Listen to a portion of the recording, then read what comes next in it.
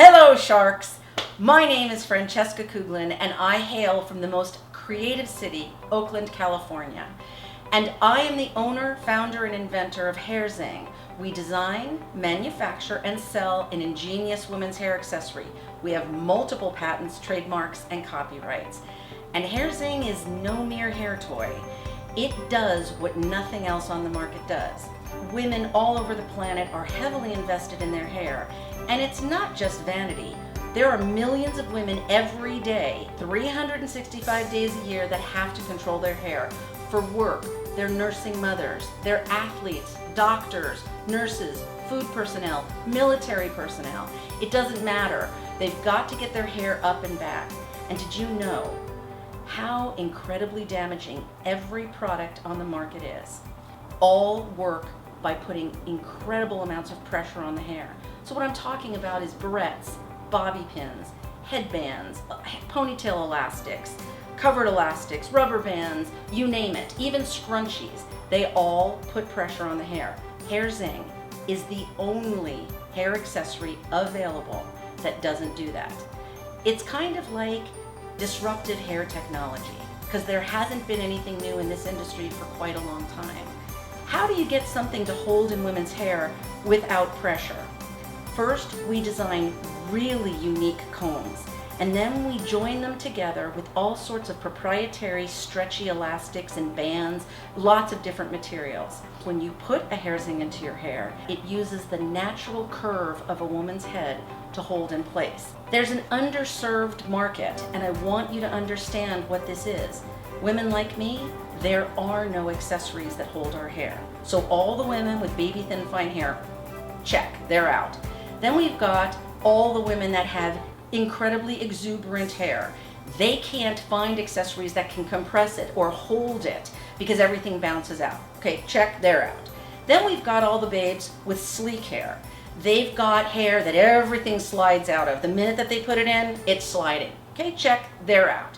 Now we're down to women that have no alternatives. They've got dreads, cornrows, braids, or possibly they're part of the tidal wave that's happening with the natural hair care movement. Whatever it is, all of those markets are not served by anything that's currently available except HairZing. In 2015, we sold $594,000 to very happy customers. In 2016, we're on track to do $825,000.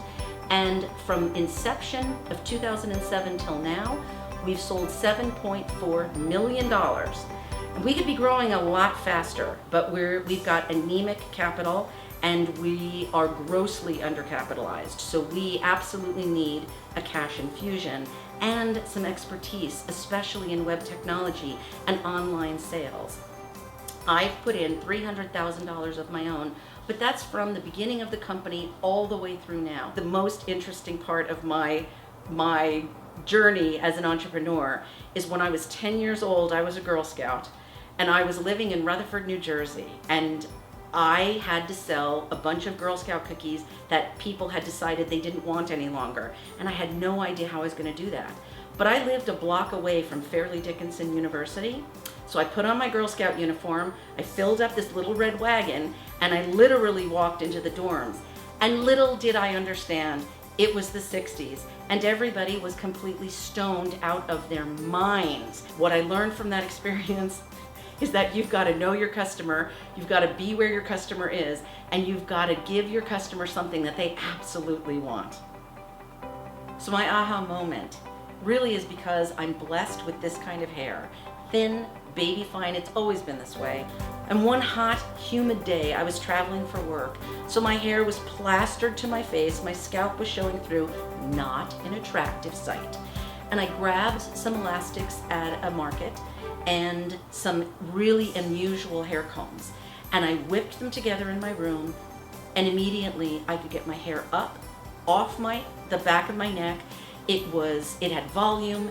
It was like heaven. I had never had anything like that before. And that's when I knew I had a winner. Absolutely.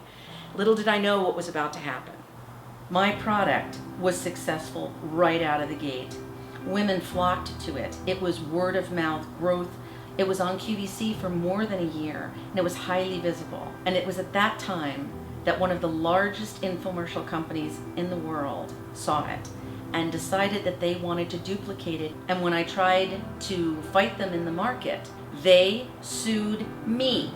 They sued me in civil court for slander and libel. We've come to believe that the lawsuit was a tactic. It was a business tactic. It was never intended to get in front of a jury or a judge. It was intended to bankrupt us. I gave it everything I had. In fact, I felt I was defending all the other small companies that had also been put out of business by this particular company. But what I didn't recognize was the danger I was in. And I didn't know how expensive principles are to defend. At the very last minute, my insurance company, general liability business company, walked in and said, "You've hit a certain number and we are going to now begin to defend you." And the minute that that happened, a settlement was discussed. And the settlement ended up being signed. Both parties walked away. U.S. Patent Office did give me my utility patent. We had lost all of our revenue. We were $1 million in personal debt, and I didn't know what to do. It was a really dark time in my life, and it was in that blackness that I said, is this the story of HairZing? Is this the story that I want to tell? Hi, I invented this incredible product that women love. It was copied. I got my ass kicked. The end. And I thought, no, as a matter of fact, that's not the story of HairZing, and that's not the story of me.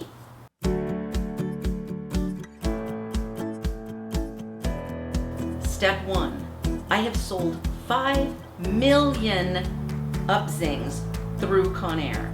We're in Dubai, Canada, Mexico, the UK, the United States, and Australia. Step two was to completely refigure my company.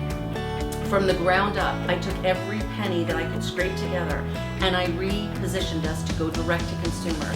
The strategy, Conair, worldwide, mass market, wants to expand. Amazon, also international and domestic. We have healthy margins. We started 6 months ago, and already it's been an increase every month over month over month. And now, the coup de grace. HairZing.com, where, remember, we're vertical manufacturers. $3 cost of goods, average price point sold, $45.